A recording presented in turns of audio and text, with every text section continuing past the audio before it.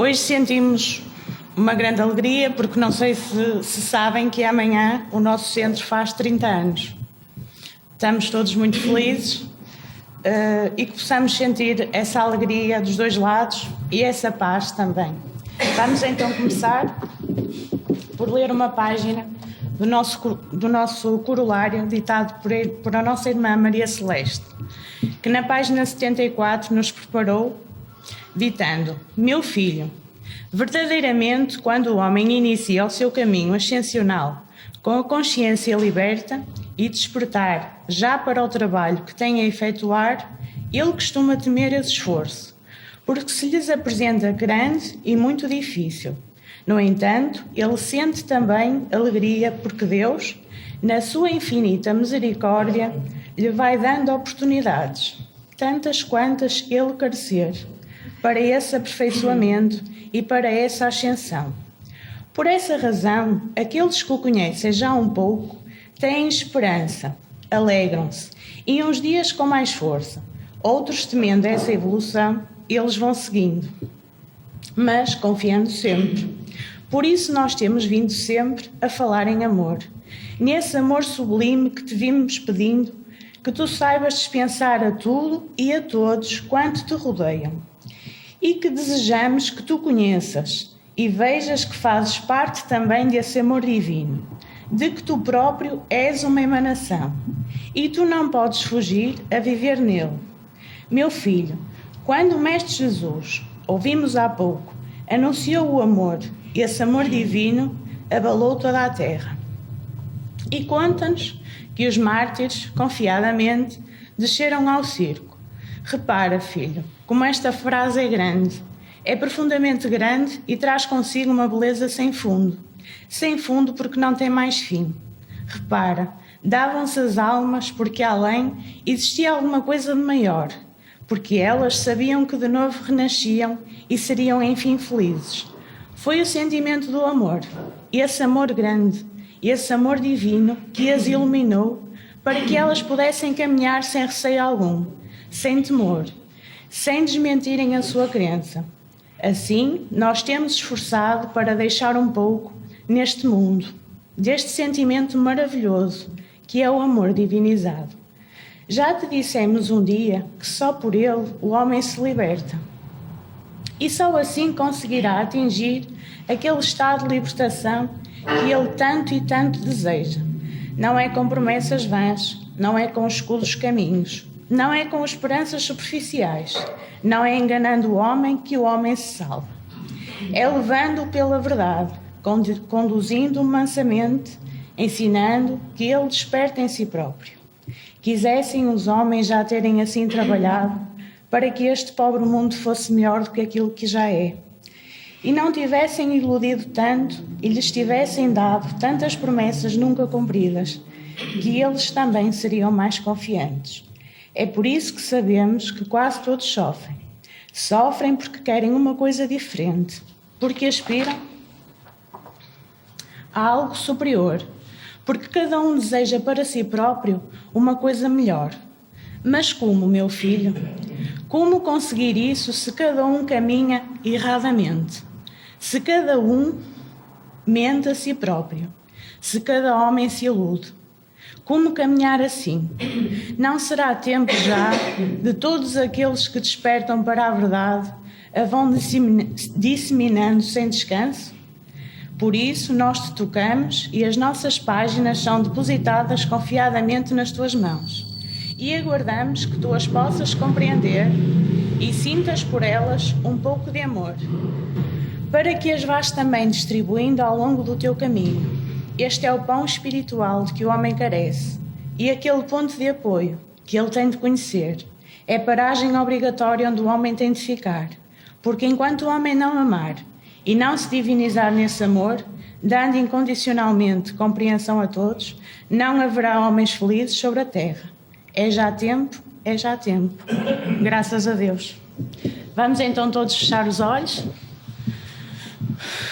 Vamos pensar em Jesus e todos nós envolvidos neste amor de que tanto a nossa irmã Celeste nos fala, neste amor divinizado, com que Deus nos criou a todos, criou todo este universo, todo este mundo, tudo aquilo que existe, como Deus nos deve amar tanto para criar toda esta beleza que nos rodeia. Por isso nós te agradecemos, Senhor, pela oportunidade de mais um novo dia e de aqui estarmos presentes, Senhor, recebendo mais um pouco do teu amor, mais um pouco dos teus ensinamentos, das tuas verdades que nos vão libertando. Agradecemos-te, Pai, por todas as bênçãos derramadas sobre cada um de nós. E perdoa-nos, Pai, porque ainda somos muito pequeninos. Ainda temos muito para caminhar na tua direção. Ainda temos muito para valorizar e para crescer e para aprender. Pedimos-te, Senhor Jesus, que tu nos possas sempre iluminar o caminho, mas principalmente, Pai, que nós estejamos aptos para ver, para sentir e para conseguir ver esse caminho e fazer o melhor de nós e conseguirmos ser também, Senhor, condutores do teu amor no meio onde nos encontrarmos. Porque bem sabemos, Pai, que é dando que se recebe, é perdoando que se é perdoado. Nós sabemos, Pai, que é fazendo que tu também nos vais fazendo a nós.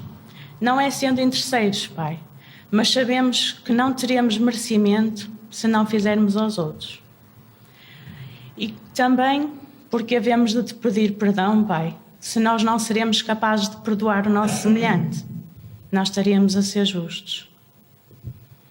E então, Pai, com esta paz, com este amor, nós te pedimos, Pai, que tu possas derramar uma chuva de bênçãos sobre toda a humanidade, que, como disse a nossa irmã Maria Celeste, quando escreveu este livro, há já algum tempo, sobre esta humanidade sofredora, que a possas deixar, Senhor, com mais amor, com este amor divinizado, que nos possas iluminar todos aqui hoje presentes, nos dois planos da vida, que possas iluminar todos os fundadores desta casa, estejam onde estiverem, eles estão com certeza felizes connosco.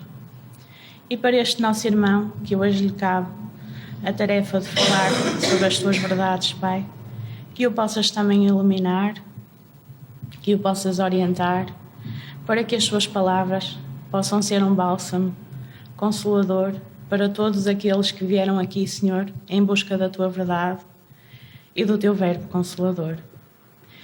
Abençoa, Senhor, todos aqueles que aqui estão, hoje, agora e sempre. Que assim seja. Graças a Deus.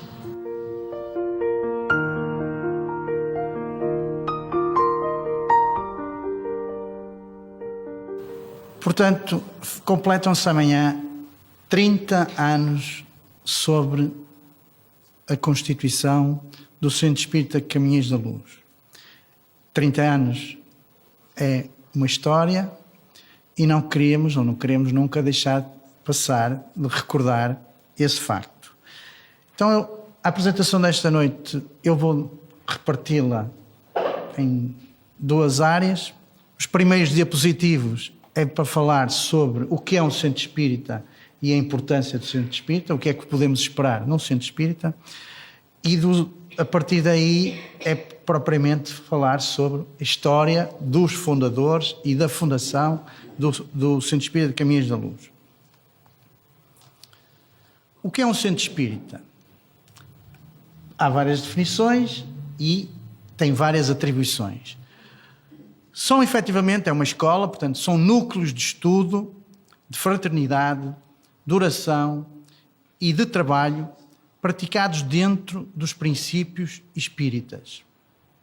São escolas de formação espiritual e moral que trabalham à luz da doutrina espírita.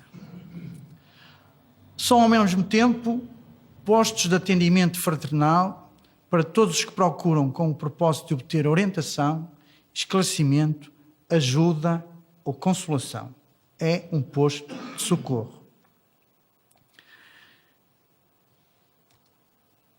São oficinas de trabalho que proporcionam aos que as frequentam oportunidades de exercitarem o próprio aprimoramento íntimo pela prática do Evangelho no nosso dia-a-dia.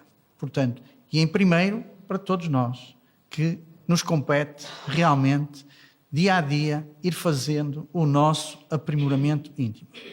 São casas onde as crianças, os jovens, os adultos e os idosos têm oportunidade de conviver, estudar e trabalhar, unindo a família sobre a orientação do Espiritismo.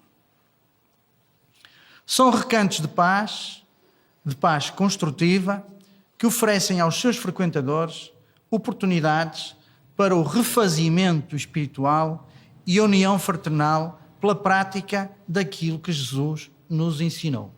Amai-vos uns aos outros. São núcleos que se caracterizam pela simplicidade própria das primeiras casas do cristianismo nascente, pela prática da caridade e pela total ausência de imagens, símbolos, rituais ou outros quaisquer manifestações exteriores. Como hoje repararam, tem aqui uma simbologia de uns globos e estão a verificar repetidamente a máquina de um relógio.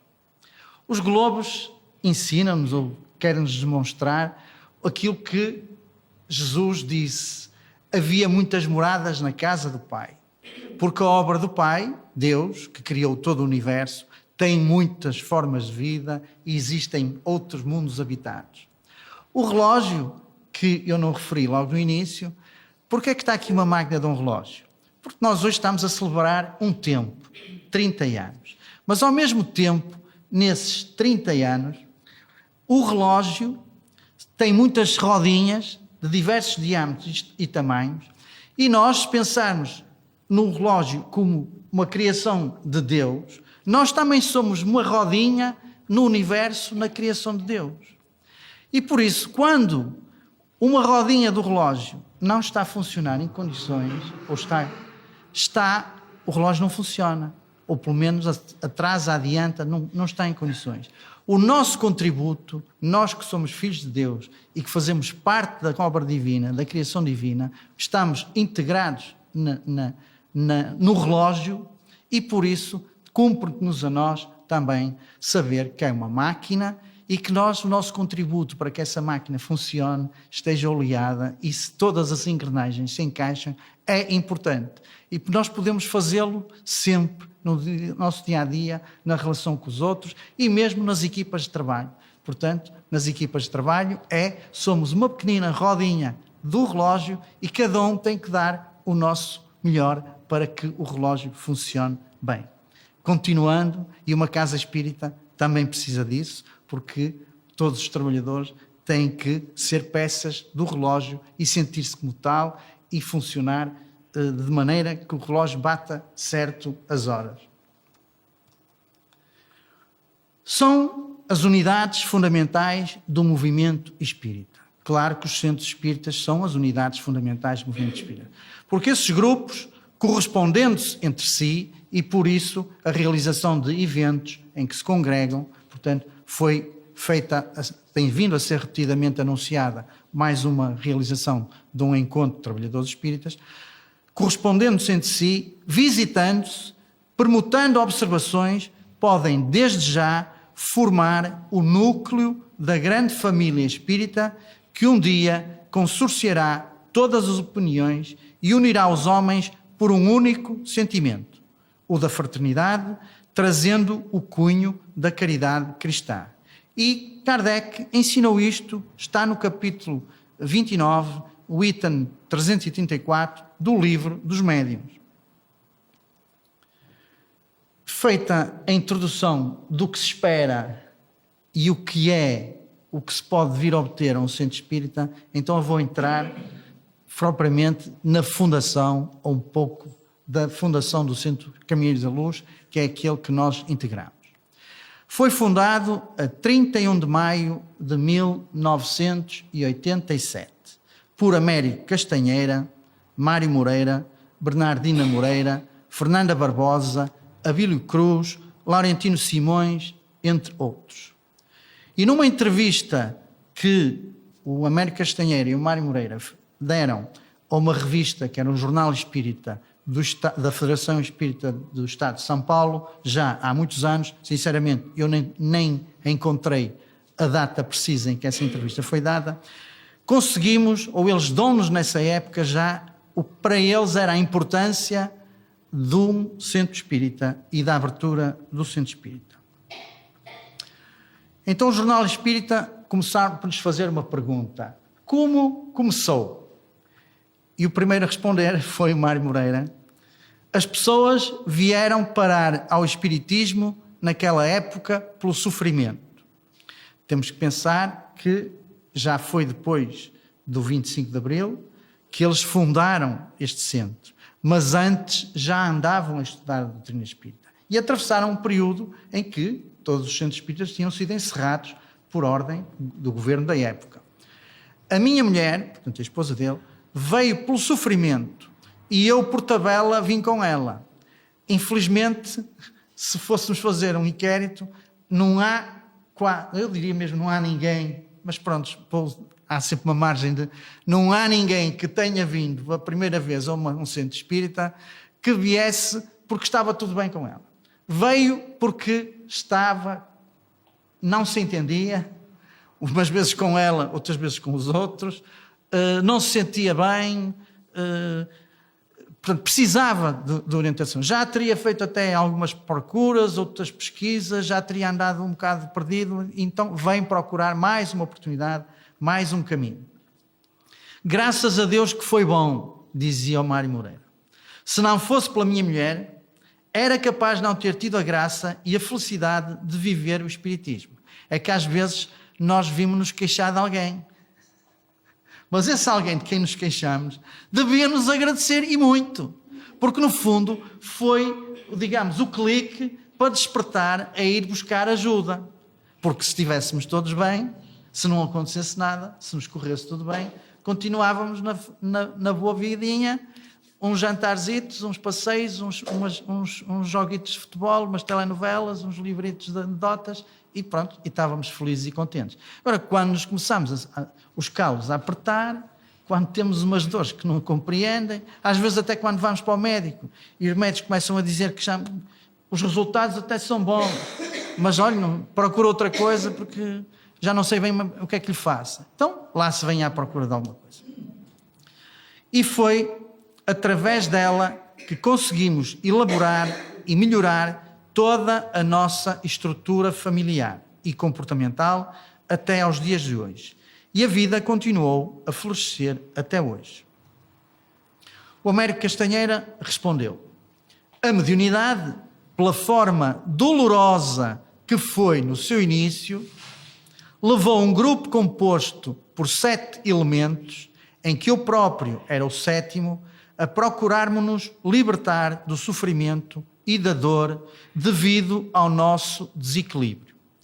Laurentino Simões, um trabalhador da primeira linha, desencarnado há cerca de 2 décadas, era o esteio, o elemento fulcral do grupo. Mário Moreira e sua companheira de jornada, Bernardina Moreira, Albuquerque Rocha, Avelino Cardoso, Fernanda Barbosa e ele, Américo Castanheira. Como estudavam? Então o Américo Castanheira explicou como estudavam. Nesse tempo, que era tudo proibido, não se podiam reunir, se reunissem num espaço como este, vinha depois as autoridades, portanto, interpelar e com certeza teria problemas. Nesse tempo, quando andávamos pelos montes, não conhecíamos sequer as obras de Kardec. Uma das vezes, no monte, durante a nossa reunião, Bernardina Moreira teve uma manifestação e nessa comunicação um espírito amigo advertiu-nos para estudarmos as obras de Allan Kardec e de André Luiz. Obras essas desconhecidas por todos nós. O Espiritismo, tendo uma das mais vastas literaturas que se conhece até então, ficamos a conhecer essa realidade. E a propósito dos montes, eu vou só fazer uma pequenina citação como funcionava. Um dia, conta-se que num domingo, num belo pinhal, nos arredores da cidade de Porto, estava toda a gente em prece, lembrando o tempo de Jesus. E a Guarda Nacional Republicana, conhecedora de alguns dos nossos hábitos, apesar de tentarmos despistar, foi ter connosco. Isto é um relato do Laurentino Simões. O Laurentino Simões e o Mário Moreira apercebem-se da presença da GNR e de imediato os agentes perguntam naquele tom duro e intimidatório: o que os senhores andam a fazer? E Laurentino Simões responde de forma simples: estamos a orar, como Jesus o fazia no seu tempo. Os senhores querem ter a bondade de participar? Estejam à vontade. Responderam os agentes: façam um convite cheio de bondade e paz. Não, de maneira nenhuma. Só viemos ver o que os senhores andam a fazer, sempre por estas bandas. Bom dia e passem bem. Um exemplo de tranquilidade perante algo que podia ser intimidatório. E é isso que nós temos que construir perante as nossas ansiedades. É aprender a saber: estamos com Jesus, somos filhos de Deus, encaremos as dificuldades com serenidade, combatemos a ansiedade dentro de nós. O Evangelho segundo o Espiritismo foi a primeira obra que nós tivemos e começamos a estudar. A seguir ao Evangelho segundo o Espiritismo, o Livro dos Espíritos e o Livro dos Médiuns, começámos a estudar, pois estavam na Biblioteca Municipal do Porto. A partir daqui, todos estudávamos esses livros, já amarelados, com o tempo e em português antigo. Depois começaram a surgir outros livros provenientes do Brasil e assim começaram. E como a associação evoluiu face à enorme procura dos portuenses? Em 29 de setembro de 1979, nessa altura, já com 2 pisos alugados, ainda não existiam os Caminhões da Luz, mas havia uma outra instituição de que aquele grupo de pessoas, aqueles 7 amigos, fizeram parte. Já com 2 pisos alugados, era insuficiente para o público. Vimos-nos na necessidade de arranjarmos umas instalações mais amplas, o que aconteceu exatamente com o NEC, que era o Núcleo Espírita Cristão, onde ainda hoje funciona, situado na Rua de Santa Catarina. O grupo manteve-se mais ou menos unido e, após algumas divergências, porque em todas as histórias existem esses acontecimentos, levou à divisão desse grupo inicial de 7 elementos. Eu, Américo Castanheira, o Mário Moreira, a sua esposa Bernardina Moreira e a dona Fernanda Barbosa, formámos então um outro grupo, ficando um outro elemento separado. Isso levou-nos a sair do NEC e a fundar o Centro Espírita Caminhos da Luz, onde estamos agora. Foram 70 dias exatos, o que levou entre a nossa saída e a abertura deste novo espaço da cultura espírita. Conseguimos arranjar esta casa, onde tem vindo a sofrer alterações para melhorarmos ainda mais, o que é natural. E aqui continuamos, como podem ver, e era o que o Américo Castanheira nos relatava nessa época. Como vê o Espiritismo ao longo desse tempo até aos dias de hoje? Desde esses tempos, chamemos dos tempos da clandestinidade, até aos dias de hoje, o Espiritismo sofreu uma enorme vivacidade. Hoje, a sociedade civil portuguesa já olha para o Espiritismo como mais uma cultura bem consolidada. Atualmente, a doutrina espírita tem uma implantação muitíssimo grande a nível do país, mas maiormente da cidade do Porto. É um facto inegável, afirmava mesmo, plagiando Divaldo Pereira Franco, o Porto é a capital do espiritismo em Portugal. Embora a Federação Espírita esteja em Lisboa. Encontramos muitas associações no Grande Porto, sendo as maiores de toda a Europa, à exceção da cidade de Viseu. E esse número, quer de militantes, quer de associações, tendem a aumentar progressivamente.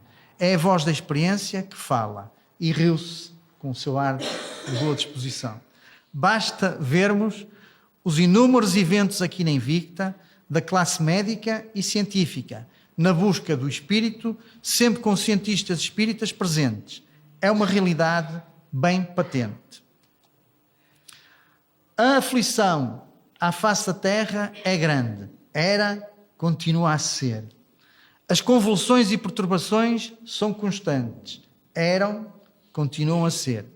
As pessoas têm necessidade de encontrar a solução e a terapia para o sofrimento, para as dores, angústias, ou seja, para as interrogações que apoquentam o homem da atualidade. E as pessoas encontram na doutrina espírita esse consolo, esse amparo, esse entendimento e aprendem a autoconhecerem-se ou autodescobrirem-se. Faça a sua experiência, que expectativas aguarda das novas gerações? Eu, Américo Castanheira, alimento as maiores esperanças numa saudável divulgação do Espiritismo. O Espiritismo tende a expandir-se cada vez mais e só poderá acontecer com a vossa geração e as vindouras. A vossa, por quem eu estava a entrevistar, era uma senhora que era mais jovem. Com a nossa geração, ele já se considerava idoso, não é possível, pois estamos a ficar velhos e cansados. Cansados pelo tempo, pelo desgaste natural do corpo físico. Estamos a pensar seriamente em dar cargos de responsabilidade à juventude, como vocês próprios, que já são dirigentes de associações antigas da cidade e do país. A senhora que eu estava a entrevistar era dirigente do SECA. E que muito têm contribuído para a divulgação do Espiritismo. Caso não se faça isso, a doutrina espírita tenderá a estagnar, a estabilizar e não progride. Somente com o progresso é que o Espiritismo crescerá. E esse facto só convosco. Aliás, como vocês vêm dando provas de enorme maturidade doutrinária, cultural, intelectual, dignas de registro. Eu acredito na juventude. Hoje já se vê muita juventude nos centros espíritas. Quando começámos era muito difícil, para não dizer impossível, captar jovens. Hoje tudo é muito mais simples. Normalmente as pessoas procuram o espiritismo de 3 maneiras. E a prova disso é que quem devia estar aqui a fazer hoje esta palestra era um jovem. Afinal, lá teve que vir um velho. Mas enfim. Normalmente as pessoas procuram o espiritismo de 3 maneiras. A primeira é pelo sofrimento e pela dor. Não vamos pela via do amor, vamos sempre pelo sofrimento e pela dor. Encontram o alívio e algumas gostam e ficam. Outras é pela curiosidade. Algumas acabam por ficar. A terceira e última situação, que já têm a sua fé enraizados em si mesmos, e é no espiritismo que assentam os seus arraiais. Agora é preciso dar continuidade face à sua massa ascensional. Antes, a cidade do Porto tinha somente 2 centros espíritas. Hoje tem muitos. Um sinal claro do seu progresso, e a juventude encontra no espiritismo o argumento de força da sua massa intelectual também. E assim continuaremos, como uma engrenagem, a trabalhar constantemente na senda do bem. Continuaremos a desenvolver os nossos estudos da doutrina espírita, os 3 momentos semanais de palestras, que é às terças, às quartas e aos domingos, os passos coletivos e individuais, o atendimento fraterno, os trabalhos de irradiação, os trabalhos de desobsessão, o desenvolvimento da ação social e o grupo de evangelização infanto-juvenil. Os jovens são aqueles que precisam cada vez mais da nossa atenção. A todos os fundadores desta casa, do plano físico e espiritual, agradecemos emocionados e prestamos a nossa gratidão pela passagem nas nossas vidas, que nos marcam indelevelmente pelos seus testemunhos cristãos. Resta-nos honrar os propósitos abraçados, a que devemos dar continuidade com responsabilidade e seriedade, tal como foram os objetivos dos fundadores, e que foram conseguidos com o seu elevado espírito de sacrifício e muitas vezes de grande renúncia. Aos que criaram esta casa, que nos acolhe hoje e nos serve como oficina de trabalho, escola de aprendizagem e hospital espiritual, digamos todos em uníssono e numa vibração de gratidão e amor: bem-ajam, muito obrigado. Boa noite, obrigado pela vossa presença, e os nossos amados fundadores e benfeitores e guardiães deste lar, agradecemos a ajuda que nos prestam em todos os momentos e a orientação que nos dão para o desenrolar dos nossos trabalhos. Graças a Deus.